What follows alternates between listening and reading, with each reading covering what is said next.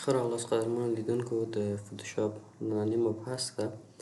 په تېر مبحث کې موږ او تاسو په ویبرانس باندې بحث کړی او په ننني مبحث کې راځم د اډجسټمنټ لایر سره موږ او تاسو بیا هم سره کار لرو چې موږ مخکې هم تاسو ته یادونه کړې وه چې د وینډوز له لارې تاسو کولی شئ چې دا آپشن ځان ته فعال کړئ. نو په ننني مبحث کې په هیو سچوریشن باندې بحث کوو. هیو سچوریشن قدرمنو لیدونکو موږ او تاسو ته د یو تصویر څو مختلف رنګونه وړاندې کوي. که چیرې زه راشم په هیو باندې لږ څه زه د دې رنګونه تغییر وکړم، تاسو وګورئ دغسې موږ تاسو ته مختلف رنګونه د دې راکولی کېږي. چیرته دا استفاده کېږي که چیرې تاسو وګورئ بعض وخت په بعضو اعلاناتو کې یا په بعضو بروشرونو کې د یو جسم څخه څو مختلف ډولونه قرار لري چې هغوی هم د همدغه هیو سچوریشن څخه په استفادې د هغې تصویر یا د هماغه جسم څو مختلف ډولونه ځان ته غوره کوي او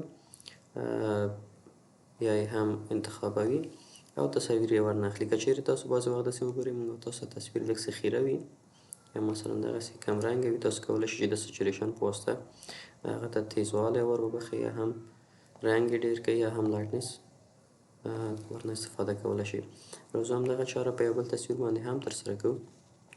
که مثلا زه راځم هیو سچوریشن ته دغه تصویر رنګونو ته بدلوم، تاسو وګورئ د دې رنګ بدل شو.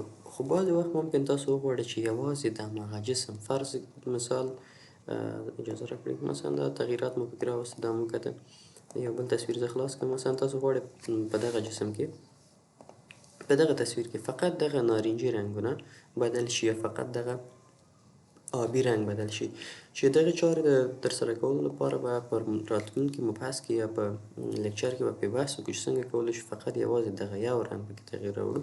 نو په ننني مبحث کې همدغه که چیرې تاسو غواړئ د یو جسم څخه مختلف رنګونه یې ولرئ، تاسو کولی شئ د هیو سچوریشن یا د هیو څخه او سچوریشن څخه په استفادې پکې تغییرات راوړئ او هم استفاده ورنه وکړئ.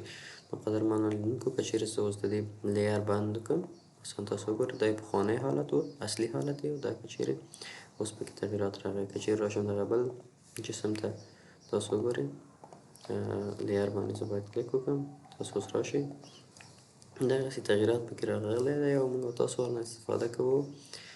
دا د هیو برخه وه له موږ سره. ښه وخت ښې چارې. په آخره کې بیا هم له تاسو څخه هیله کېږي چې زموږ یوټیوب چینل درسره سبسکرایب کړئ. مننه.